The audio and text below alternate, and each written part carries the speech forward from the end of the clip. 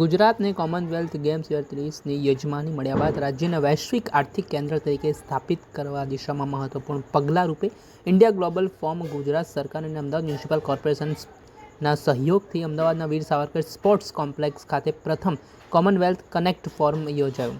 આ અતિ મહત્વના કાર્યક્રમમાં એમસીના હોદ્દેદારો, અધિકારીઓ અને બ્રિટનના વેસ્ટ મિડલેન્ડ્સના મેયર સહિતના પ્રતિનિધિઓ ખાતે ઉપસ્થિત રહ્યા.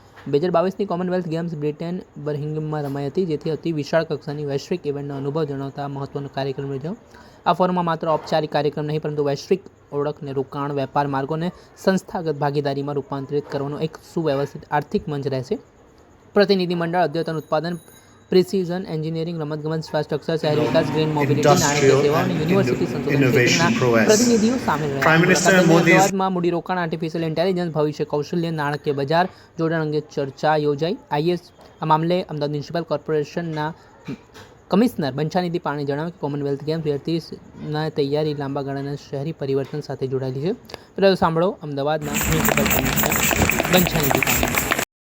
આજે ઇવેન્ટ છે કોમનવેલ્થ કનેક્ટ ફોરમ અંગેનું. આ event Ahmedabad municipal corporation and આઈજીએફના સહયોગથી કરવામાં આવ્યું છે. આ જે ઇવેન્ટ છે એમાં વેસ્ટ મિડલેન્ડ્સના પ્રતિનિધિઓ અહીંયા અમદાવાદ ખાતે છે.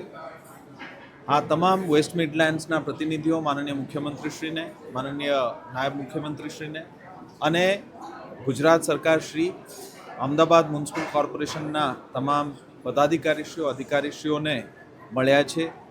આ જે પ્રતિનિધિ મંડળ છે એ gift city, Ahmedabad Sabarmati riverfront અને નરેન્દ્ર મોદી સ્ટેડિયમ અને તમામ આજુબાજુના જે મહત્ત્વના સ્થળો છે એ મુલાકાત લીધા છે. અને આજે જે આ ઇવેન્ટ છે ખરેખર અમદાવાદ બર્મિંઘહામમાં 2022માં જે ગેમ્સ થયું હતું એ ગેમ્સ ખૂબ સક્સેસફુલી વેસ્ટ મિડલેન્ડે કર્યું હતું. અને એ ખાલી ગેમ્સના રૂપે નહીં, પણ સ્પોર્ટ્સના સાથે ઇકોનોમિક ઓપોર્ચ્યુનિટીઝ શું કરી શકાય, કોલાબોરેશન શું કરી શકાય, ટ્રેડ અને ઇન્વેસ્ટમેન્ટ ક્ષેત્રમાં શું કરી શકાય, કેવી રીતે કનેક્શન્સ સાથે કરી શકાય.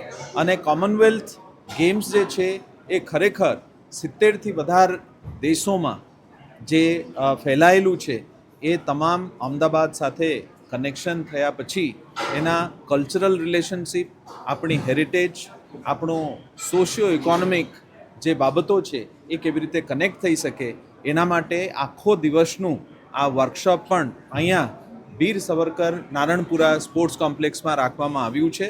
અને સંપૂર્ણ આશા છે કે આ જે મહત્ત્વના બાબત છે એ ખાલી અમદાવાદ અને બર્મિંઘહામ નહીં, પણ આગામી દિવસોમાં પણ અલગ અલગ સિટીઝ સાથે અમદાવાદ જે છે એ રાખીને ભવિષ્યમાં કેવી રીતે trade, investment, culture, heritage, education, skill development, capacity building અને city to city collaboration, state to state અને કન્ટ્રી ટુ કન્ટ્રી કોલાબોરેશન કેવી રીતે થઈ શકે એના માટે આ મહત્વનું વિચારસરણી યોજવામાં આવ્યું છે. અમદાવાદના મ્યુનિસિપલ કમિશનર બંછાનિધિ પાણી તેમણે આ મામલે મહત્વનું નિવેદન આપ્યું છે અને જે અમદાવાદમાં વૈશ્વિક સ્પર્ધાત્મક શહેર તરીકે વિકસાવવામાં આવશે. તેમણે વધુમાં જણાવ્યું કે 56 દેશો, અંદાજે 2.7 બિલિયન વસ્તી અને $13 ટ્રિલિયન થતું સંયુક્ત જીડીપી ધરાવતું કોમનવેલ્થ વિકાસનું શક્તિશાળી નેટવર્ક બનશે.